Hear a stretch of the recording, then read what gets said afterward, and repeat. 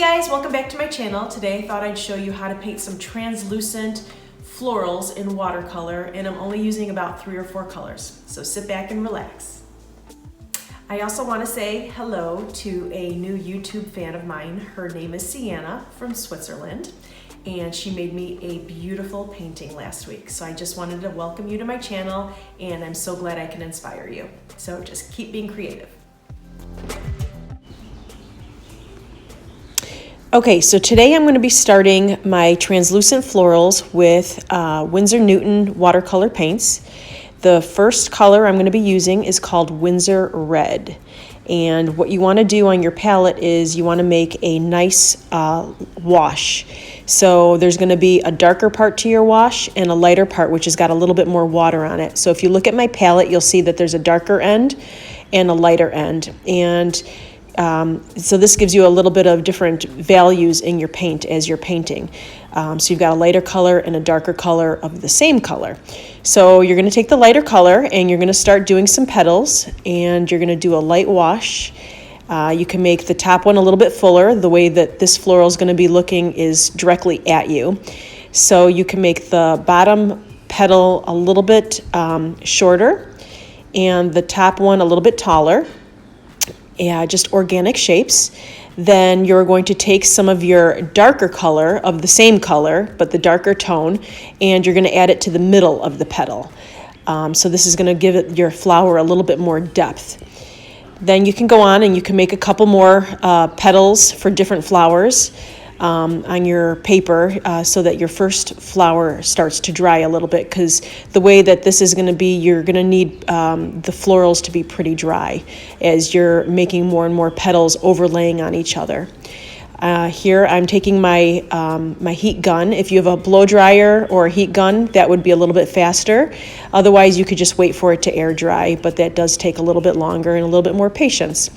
So I just heat dried my areas, and I am going to start making my other petals to my floral and see how I'm overlapping just a little bit on that top floral, on that top petal, and I'm going to be doing on the other side as well. So I'm going to be overlapping that top petal on the other side, and it's still with the light wash of my Winsor Red. And you're going to want to get that nice and saturated with water. And here again, you're going to want to take the darker tone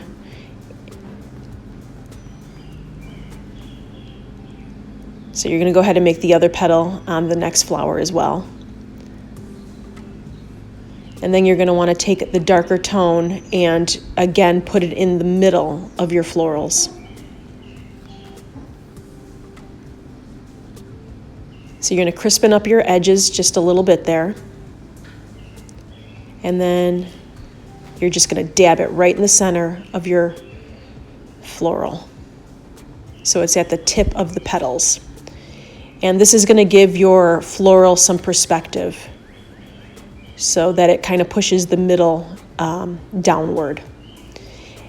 Here again, you're going to blow dry or use your heat gun if you have one, and if you don't, let it air dry. Let it dry completely, and then you can go on to your next petal. So it gives it the translucent look. It makes your petals look like you can see right through them. They're nice and airy.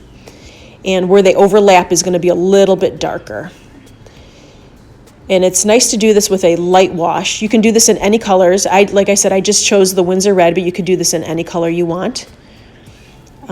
You could actually even make each petal a different color if you want to be a little bit more whimsical with your painting.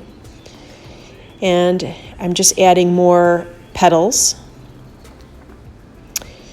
Now the flower on the right is going to be facing a little bit of a different direction. It's going to be facing to the right and up a little bit. So you'll see that the center of my flower is, it doesn't look exactly the same as the flower on the left. So there's 2 different directions. And here again, dab some of that Winsor Red, a little bit of a darker tone right in the center. And the water from your petal will just let it bleed. So then you can dry it again. So now you've got all your petals. So you're going to start with your olive green. Here again, I'm using Winsor Newton Olive Watercolor. And I'm going to start making the stems and the leaves, but you want a nice light wash. You don't want your stems and your leaves to be thick and too dark, because then it'll stand out a little bit too much from your flower, and you want your flower to be the center point, not the stems and the leaves. So you're going to make a little bit of the head of the stem where it's actually holding the flower, and you're going to go ahead and make a couple little leaves.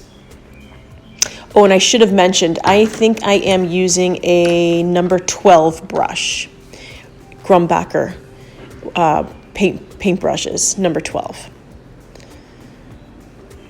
So I am just using the olive green. And here again, you want a little bit of a darker, on your palette, you want a little bit of a darker section and a little bit of a lighter section so that you have a couple different tones of that same color. And you can just dab in where you think that it needs to be a little bit darker, and a couple little details up towards the head of the flower. And then you can start your next stem. And this stem is going to be a little bit different because this flower is facing right towards you. So you're going to want it coming straight down. And again, towards the flower, ahead of the flower, you might want it a little bit thicker. And then you can come right down with it and you can make your little leaves. And you can make as many leaves as you want. I think I'm just going to choose 1 or 2 leaves per flower. And then if you see me adding in a little bit of a different green into my leaves and my stem, it's Perm Sap Green. It's still Winsor Newton, but it's called Perm Sap, S-A-P. And this is a nice olivey green as well, but it's a little bit of a different, it's got a little bit more of a hunter green in it, so it's not as olive.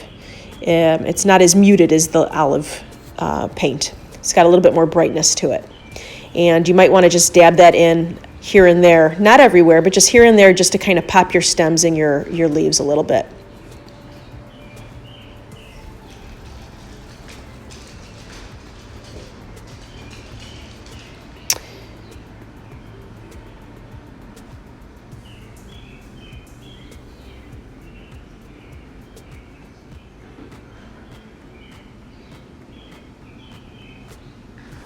You can wash off your brush, and then you can grab a little bit more of that green color if you feel that some areas need a little bit darkening. And then I'm going to bring up another little stem, and it's going to have a bud. It's going to have a leaf or 2 on it, but it's also going to have a little bud on the top of it, almost like the flower didn't fully open yet. So it's almost like a leaf shape, but then you're going to go ahead and add in a little bit of that red so you can see a hint of the flower trying to pop through that bud. And you can add a couple leaves to there as well. Still using the olive green.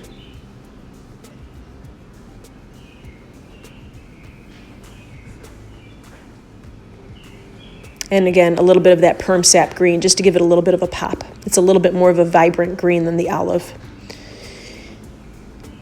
And there's the red. So you're going to pop in a little bit of that red right onto the bud. So you can tell that it's not really a leaf, it's a little bit of a bud trying to pop through. Now I'm going to take some of my Payne's Gray, and you're going to want a nice dark Payne's Gray, because this is going to be for the center of the flower, and you want that to pop. So you don't want it to be too muted. So take a nice thicker wash of the Payne's Gray. You're going to want to make sure that your flowers are completely dry, and you're just going to dab. Just dab right in the center. And you can leave a little bit of white space too if you want. It kind of it gives the look of a highlight in the center there. And go ahead and make the other one for the other flower. And this shape is going to be a little bit different because the flower's facing a little bit of a different way, so you don't see too much of the center. And then you're going to go ahead and make some little, I think they're called pistons. I'm not 100% sure, but the center of the flower, they're kind of coming off the center of the flower there, just to give it an extra little detail. And here on the second flower, you're not going to see the whole thing just because that bottom petal is kind of covering up your area there. So blow dry again and make sure it's completely dried.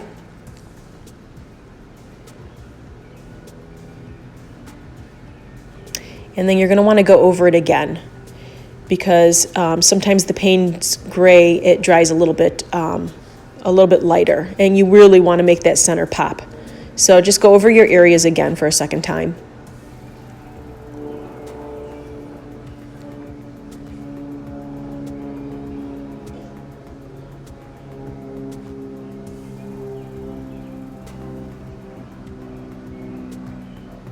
Then you're going to want to take a smaller brush, and I've got a size 0, still Grumbacher, but it's a size 0 brush, and you're going to want to make little marks from the center of your flower up to those little, that little circular area, those little pistons around the center of your flower. You're going to want to make little marks with the smaller brush, still with Payne's gray.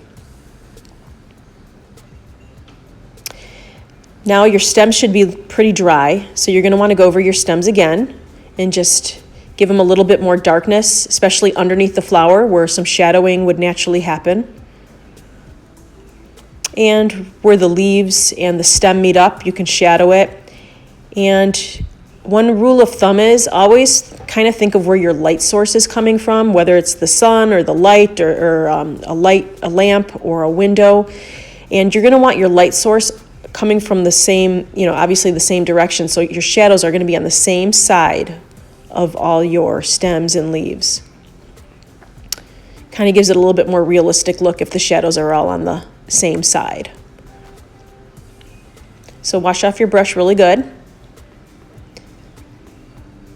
And I think that down here needs a little bit more green. So I'm going to make another stem with another leaf or two. And you don't want to fill up your whole page. You like these paintings to be nice and simple. I could have started with painting the background, but I chose to leave it white. I think the florals, when I do the florals, I think leaving a white background makes it look really nice. They just pop right off that page. But you could do a little bit of a blue if you want the sky, or a little bit more greenery down towards the bottom. But I choose to leave it a little bit more simple. So you're going to take your olive and a little bit of that perm sap green again, just to give it a little bit of a pop.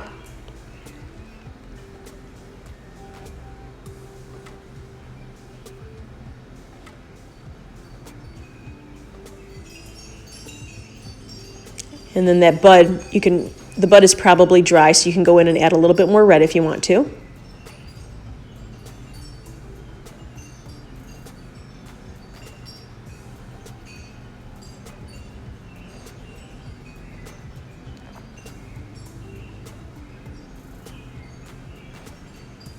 And then even towards the center of the flowers, you might want to add a little bit more of the red, the Winsor red, more towards the center, just to give it a little bit more depth.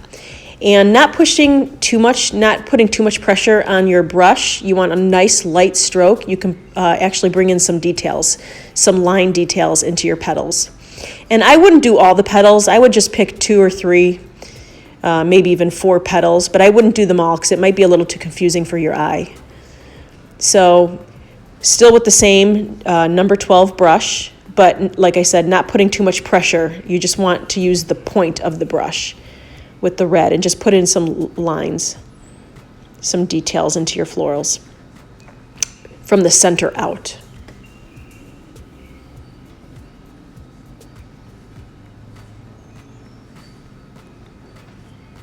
And you can adjust if you think that it needs to be a little darker in certain places or a little lighter. If you think that it needs to be a little bit lighter in certain areas, just dab some water with a paper towel and it should pick up some of your paint and you can lighten your area.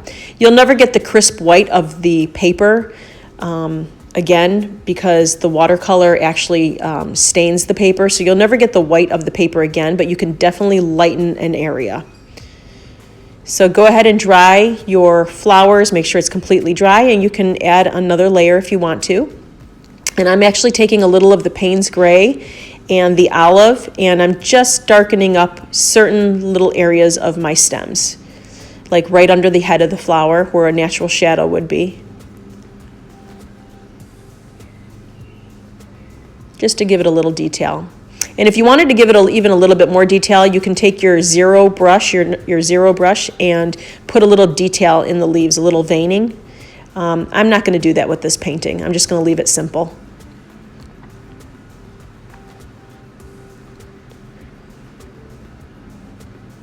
Just add a few little details maybe under the head of the flower.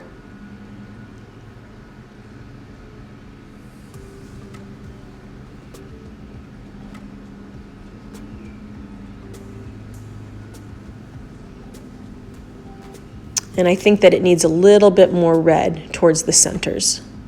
So I'm just going to take my brush and give it a little bit more of that red, a nice little wash. It pushes the center of the flower down. And try and go with your strokes in the same direction, the natural direction of the petal.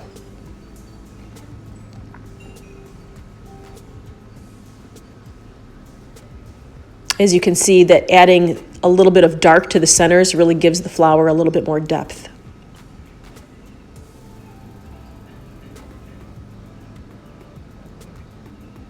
And I think I'm just about done.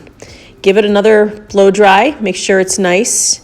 If you think that some areas need to be darkened again, you can definitely do that. And I think I'm going to take a little bit of the Payne's Gray and just add a little bit of detail. With my 0 brush again, I'm going to take a little Payne's Gray and just give a little bit of detail coming out towards the center of the flower. I think it needs just a little bit of an extra detail.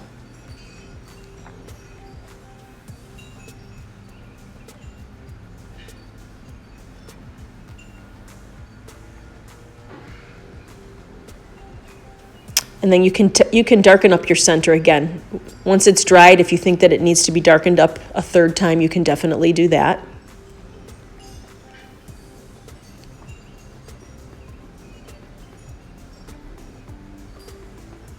And I think my flower looks complete. Thank you for watching my video. I hope you enjoyed it and learned a little something. And don't forget to subscribe to my channel for more up-to-date videos. And you can also follow me on Instagram at TanyaDesigns26. Have a great day.